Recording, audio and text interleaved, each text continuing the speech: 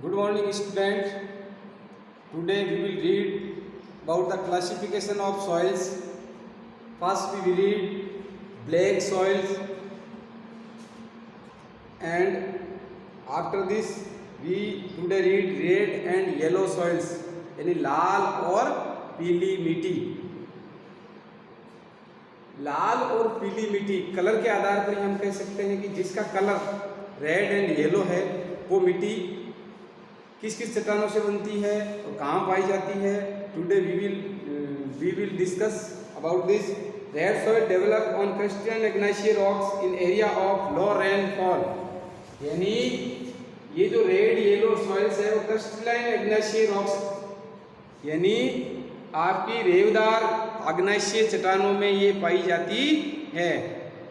ठीक है ना, यानी आपको ये याद रखना है कि कौन सी चट्टानों में पाई जाती है। तब लिखना क्रिस्टलाइन आग्नेशिय रॉक्स, और ये किस प्रकार के एरिया में पाई जाती है, वो है लो रेनफॉल, यानी यहाँ कम वर्षा वाला क्षेत्र में ये पाई जाती है। Eastern and southern parts of Deccan plateau, दक्षिण के पठार का साउदर्न और ईस्टर्न पार्ट्स, जैसे आप इंडिया के मैप के अंदर देखोगे तो आपका ये जो नीचे का भाग है ये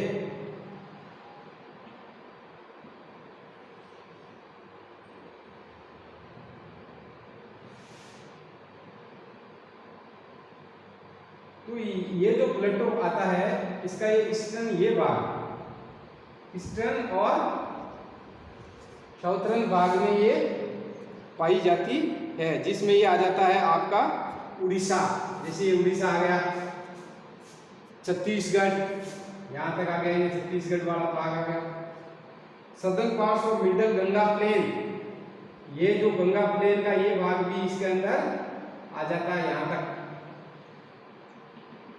ये एरिया पूरा लाल और पीली मिट्टी क्षेत्र में आता है। इसके बाद में pigment zone of the western Ghats, ये जो पश्चिमी घाट है आपका वेस्टर्न, ये भाग, ये पश्चिमी भाग है डब्ल्यू वेस्टर्न घाट, यानी जो समुद्री किनारा है उसको वेस्टर्न घाट, जो पश्चिम का है वो इसलिए पश्चिम, और ईस्ट वाले को ईस्ट बोलते हैं। तो pigments area of the western Ghat is also found the red and yellow soils, ये पाई जाती है।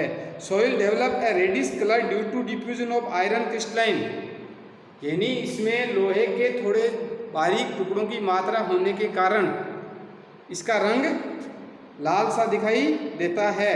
Metamorphic rocks and it looks yellow when occurs in hydrate forms, यानी इसकी हाइड्रेट फॉर्म्स के कारण इसका रंग पीला दिखाई देता है जल योजन के कारण। हाइड्रेट फॉर्म यानी जल योजन के कारण, यानी जल की कम मात्रा के कारण से इसका जो कलर है वो येलो दिखाई देता है।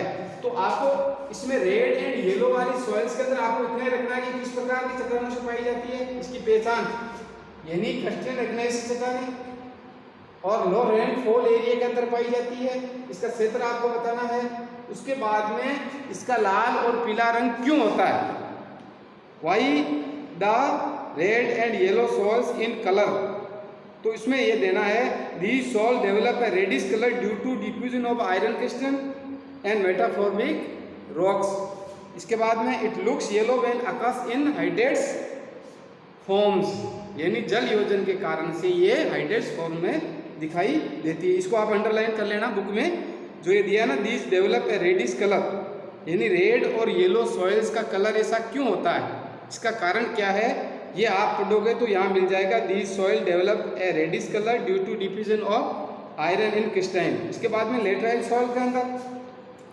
लेटराइल word has been derived from Latin word later which means bricks. Bricks यानी क्या होता है, ईंट, ब्रिक्स यानी ईंट, ये आपका लैटिन वर्ड है।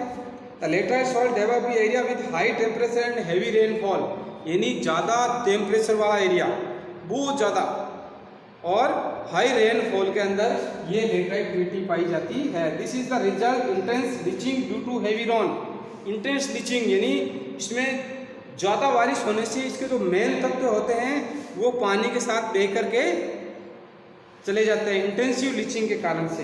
Humus content of soil is low, और इसमें जो उर्वर तत्व है उनकी मात्रा कम हो जाती है, उपजाऊ नहीं होती, क्योंकि ज़्यादा बारिश होने से पानी के साथ वो चले जाते हैं। Most of micro organism particular decomposer like bacteria get destroyed due to high temperature, और जो अपनी मिट्टी के अंदर जो बैक्टीरिया होते हैं जो हमारी भूमि को उपजाऊ बनाने वाले डिकम्पोजर, वो इसमें नष्ट हो जाते हैं। क्यों हो जाते हैं? टेम्परेचर कारण से। ये आपका खालिस्तान भी आ सकता है, जैसे आपके यहाँ लिखा मिलेगा कि most of micro magnesium particular decomposer like bacteria get destroyed due to high temperature. जैसे हाई टेम्परेचर लिखा नहीं मिलेगा, आगे खालिस्तान मिल जाएगा।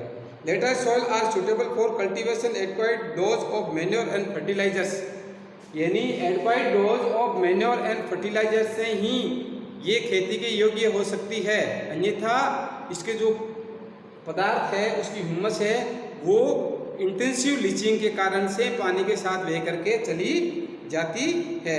अब इसका एरिया बताते हैं कि लेटराइट मिट्टी कहाँ कहाँ पाई जाती है। तो मुख्यतः ये कर्नाटक, केरला, तमिलनाडु, मध्य प्रदेश और हिली एरिया ऑफ उड़ीसा और आसाम के अंदर पाई जाती है। तो आपको याद रखना है, कर्नाटक लेना है, तमिलनाडु लेना है, और कर्नाटक, तमिलनाडु, केरला, मध्य प्रदेश और hilly area of Assam. After adopting appropriate soil conservation technique particularly in hilly areas, यानी कर्नाटक वगैरह के अंदर पर्टिकुलरली जो सॉइल कंजर्वेशन के जो अपने मेजर्स है उनको एडोप्ट करने से वहाँ पर थोड़ी बहुत खेती की जा रही है, जैसे काजू खेती की जा रही है। इसके बाद चाय और कॉफ़ी के बागान के लिए ये ज़मीन उपयुक्त है। यानी केरला, तमिलनाडु और कर्नाटक में soil is very useful growing tea and coffee.